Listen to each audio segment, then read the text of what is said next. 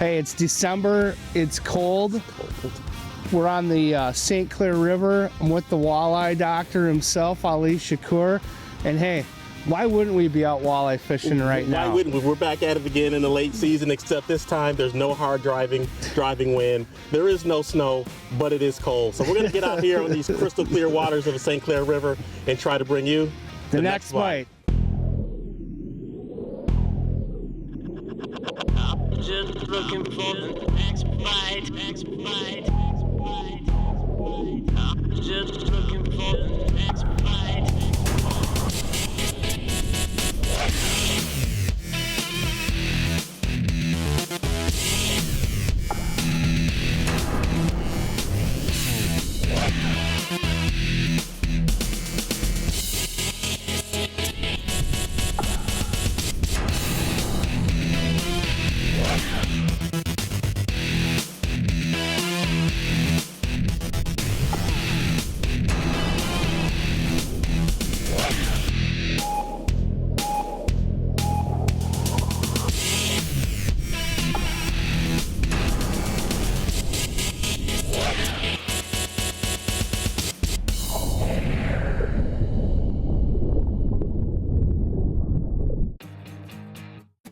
You don't hear about the St. Clair River nearly as often as the Detroit River, but both are part of the Erie-Huron corridor, and the walleyes actually move throughout the system depending on the time of the year. Last year, Tommy and Ali shot a TV show in the fall on the Detroit River, but a less popular bite happens at the same time on the St. Clair River. Tommy refers to Ali as the walleye doctor, and for good reason. Although there are many great scientists, the combination of his love for fishing, on-the-water experience, and formal education is unmatched.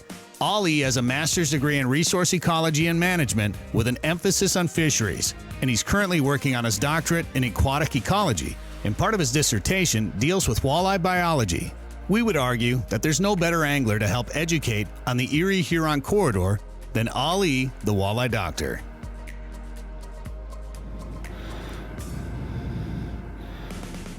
There he is.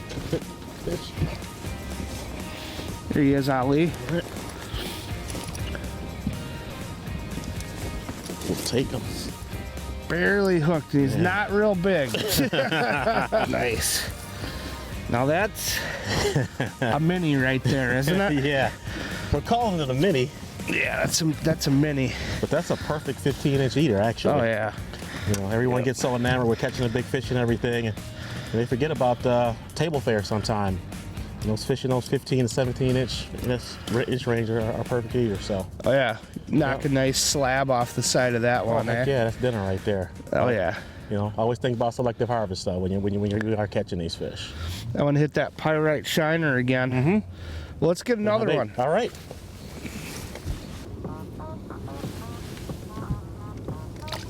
There he goes. So we're on the St. Clair River today, which is a strait that connects Lower Huron, Lake Huron to Lake St. Clair.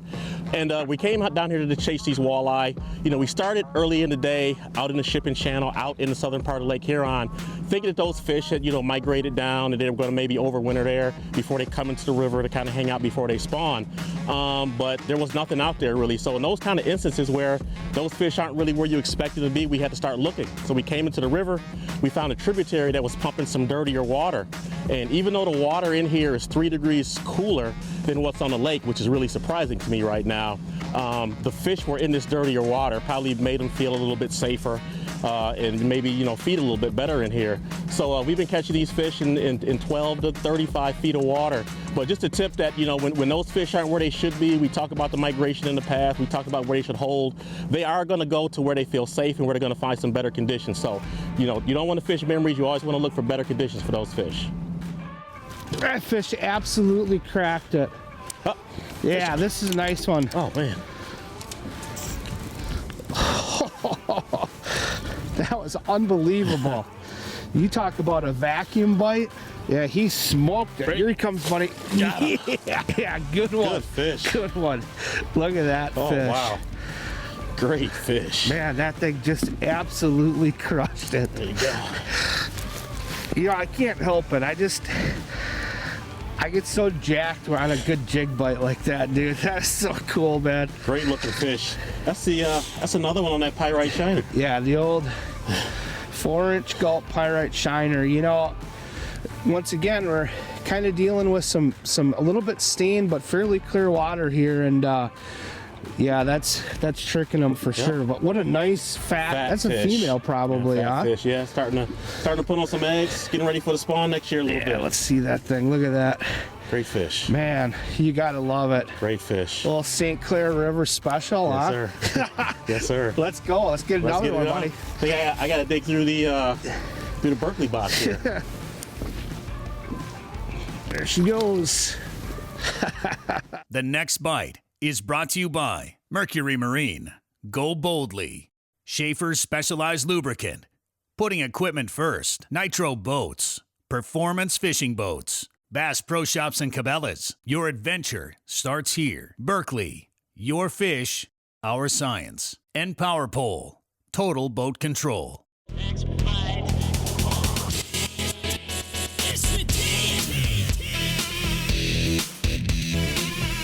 Closed captioning for the next bite is provided by Whitewater, built to brave the waves. Step number 1 is always put yourself on fish. Finding them can be easy or difficult depending on the day. It's always a little easier with a walleye doctor in the boat. Once you find the fish, it's time to figure out how to get them to bite. Often, that just takes time. So the gulp minnow comes in a variety of different colors for whatever situation that you get yourself into. But the two colors that definitely shined in this day on the water were the green shiner and the pyrite shiner. And you can see there's a fair amount of contrast in those two colors. But what we were experiencing, we were fishing in an area where there was mixed water. So we had some sections that were a little bit darker and then some sections that were a little bit clearer. And the combination of these two tails worked really well throughout the day. You know, typically I really like that blue shiner in a clear river water situation, but no doubt today, the green shiner and the pyrite shiner were definitely the deal. Good one. Oh yeah. Oh yeah. Feels like a good fish too. Oh, looks like a nice one. Oh yeah. Coming up. Feels like a decent fish here. Oh yeah, nice fish. Ate it. Got him. Oh. Nice fish. Oh, man, wow. These are chunky fish. They really are. Unreal. Nice job. Is that thing whacking or? Oh yeah. You inhaled that. Oh yeah. Switched it up. These fish are just so chunky right now. Yeah, beautiful, beautiful St. Clair River walleye right there. This has been a fun trip. Man, that's a great eater fish. Nice and chunky, it's fattening up for the winter time. Just a beautiful fish. The old green shiner Green did work shiner, again, yeah. eh? You know, I got tired of you were smoking me with that, so I had to dig in the box and dig out a green shiner. And this bait has been money when we got in some low light conditions this afternoon. Oh heck yeah! All right, man. Well, let's go get another one. All right, there you go, girl. Ah, beautiful. Nice. Good release.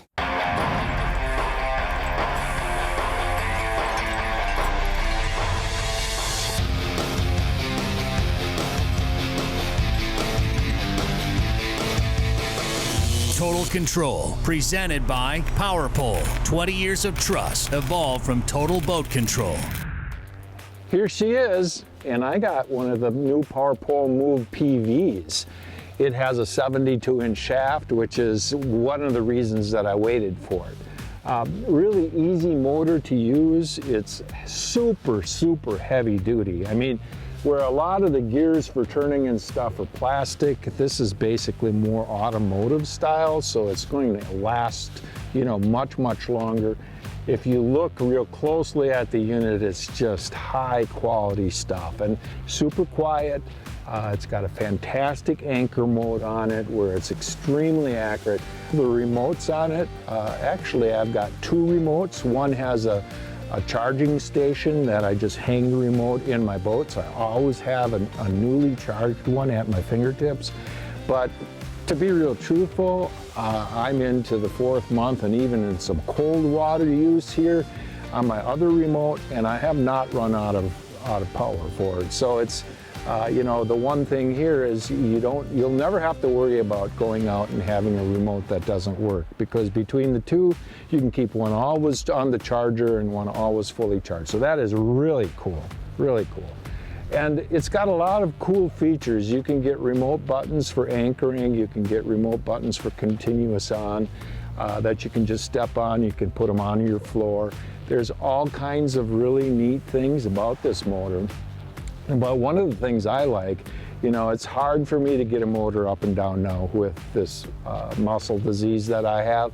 And this thing is so easy to get up and down, I really don't have any problems. So check it out, man. It's a heck of a motor, and it's made by PowerPole. It's called the PowerPole PV. It's important to make note of why Tommy and Ali are on the St. Clair River instead of the Detroit River. Understanding the movements of walleyes in the spring and fall is a huge part of that. Ali knows exactly how this movement works. So we're here to chase these fish, and these fish will be here all winter time until springtime. So what happens in the spring, Lake St. Clair, Detroit River are much shallower and warmer than where we are currently. And as those waters start to warm, something you want to remember talking about the springtime spawn is that there's no magic temperature. It's the rate of the warming of the water. So that water down there is going to warm at a faster rate and kind of kick in those spawning instincts with those fish.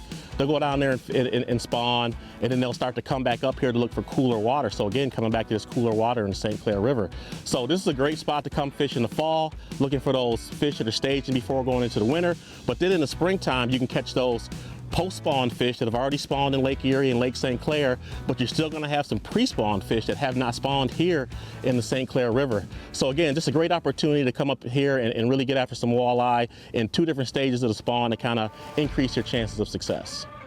One huge advantage anglers have over walleyes is the advent of forward-facing sonar. Most often people talk about sharp-shooting fish, targeting individual fish, especially the larger ones out of a school. But that's not the only way to utilize the technology. Sometimes it can be used just to keep you on top of them. There he is. Got him. All right. Feels like a nice one, Ali. Get him, get him. Nice, nice fat fish, eh? Yeah. Nice fat fish. That was pretty cool, man. All right.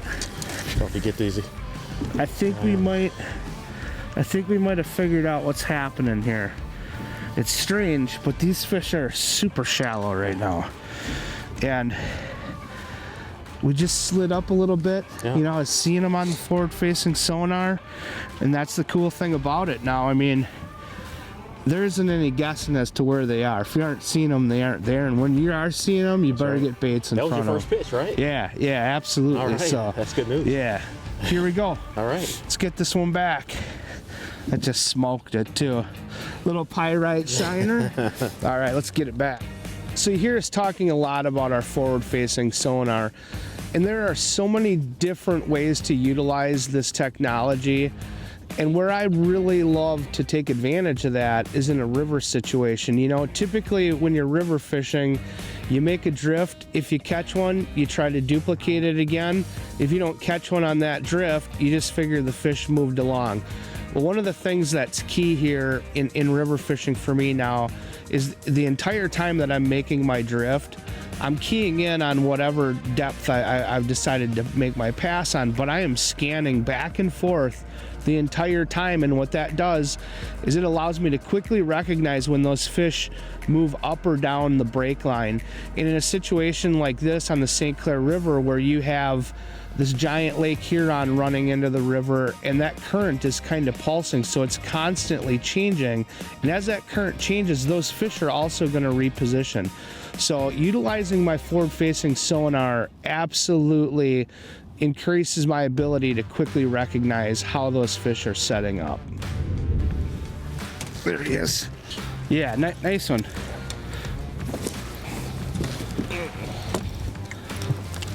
Nice fish, boys. Here he comes, Ali. Ready? Yep, scoop. Got him. Yeah. Another nice chunky fish. Yep. I'll tell you what, something's happening here with that green shiner, hey? Yeah, it is. It's fired up these last couple of fish here. Yeah. We're over to gold pyrite and switch right over. You know, it's crazy how much these fish have been sliding up and down, you know, and it's been a challenge to stay on them, but it's we seem to be figuring it out here a little bit, but you just gotta, you know, you can't get locked into the same pass. You gotta keep an eye on your electronics and you know, go to the fish, right? True, true. You want to get in here and grind it out a little bit, but these fish started off in, you know, 10, 12, 13 feet of water, and they slid out to 34, 35, and now they slid right back in here tight to shore. Yeah. So without the use of those electronics and really paying attention, you don't catch those fish. That's right. Well, hey, let's go catch some more. Let's do it.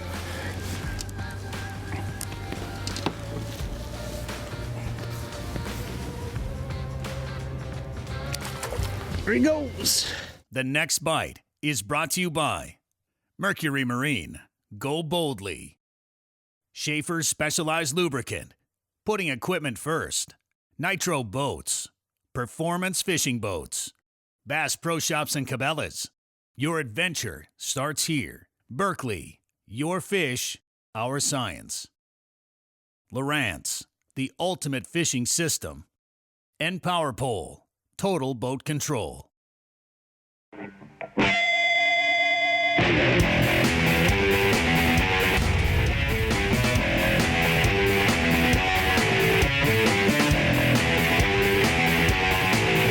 Hot topics, leading information and tackling techniques to make you a better angler. Presented by Mercury. When it comes to your electronics units, obviously the information you save on here is really important and you're going to want it in the future. And it doesn't matter if you fish on the weekend or if you fish different bodies of water throughout the country and just want to save files per body of water. But it's very easy to do, and the first thing I want to do is have 2 SD cards because I want to have one stored in the boat and one stored elsewhere should something happen. And that's the same reason why we're doing these units, in case something should happen where I lose this information. And so the easiest thing to do is hit Pages, go to Storage, and the first thing I'm going to do is check my memory card to see how much space is on there. I'm going to hit Memory Card, hit Details. I have 29 gigabytes of free space on here. Now I'm going to simply hit the Waypoints button. I can export just the whole unit, or I can export just the region. And we're going to do the region here for Devil's Lake. I'm going to draw the box around the lake here, hit Export. File version 6 is the most recent. Memory card top is the one I have selected. Hit OK. And when I hit New here, it's going to allow me to basically spell out or describe what is in there. I'm going to put Devil's Lake, and I always put the year. So that way I know, you know, year to year, I always save a new file. As soon as I hit OK, Hourglass shows up, box goes away, it's already done. But the one thing I always like to do is go back into storage and check that file to make sure that it's there and that there's something there. And so I hit Devil's Lake. Here it's a 1.3 megabyte file, so I know that it's saved, but this just gives me peace of mind now that if something should happen to the unit, or also I can delete everything now if I'm going to a body of water to keep everything separated and to keep my Lowrance unit empty and operating as fast as it can be. Tommy's a really good angler on the river. He enjoys fishing current and reading the water more than most, and is very good at it. The most important thing to understand is how walleyes set up in the current, waiting for food to come to them instead of chasing it down. So the setup that I was using today, and it's a very common setup that you'll hear me talk about a lot in most jigging applications, is a medium extra fast rod. 99% of the time, if I'm doing any sort of jigging, I'm going to be going for that medium extra fast rod. This particular one is 7 foot 1 inch. The nice thing about the longer jigging rod in a situation like this where we're dealing with pretty heavy current is that longer rod gives me the ability to make adjustments up and down to follow that contour. You don't necessarily need to be banging bottom all the time, but you need to follow that contour because the walleyes are going to be using that contour on the bottom to help block the current to make it easier to ambush their prey. So the medium extra fast 7-1 definitely gets the job done. The extra fast tip, what that does when I set the hook, it loads up very quickly into the meat of the rod. So it keeps me in great position to drive the hooks home, especially in a situation like this where we're using heavier jigs. There he is. Oh, fish. Yep, here he is.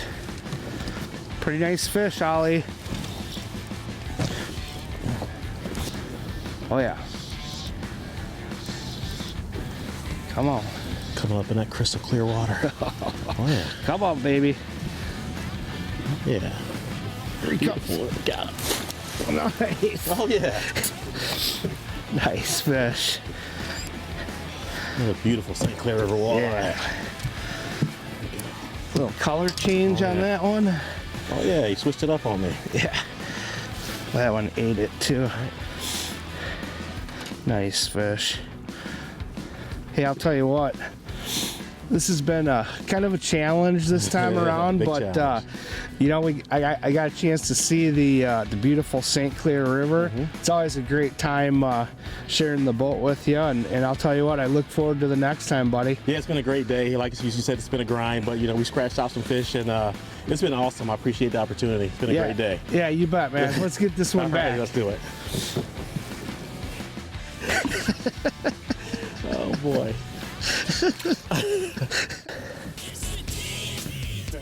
What? What's behind you? Yeah, I know. Oh boy. Was it cold? Oh man.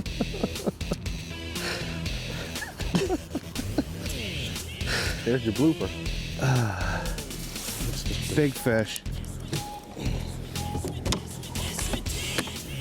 Big fish, Ali. Here he comes, buddy. Oh wow. This is a good one. This is a real good one. It's a carp. It is a good one, though. I mean, some of these carp are really nice, though. You know what I mean? When you Yeah. get the right coloring That's on a them. sucker. Yeah, that's a. That's Oh, it's a giant. I'll tell you what. That's a carp. That's a Big carp. really nice. That's a nice. That's a nice carp. You know. Yeah. Yeah, big sucker. That's a nice specimen. Giant fish. False alarm. Yep.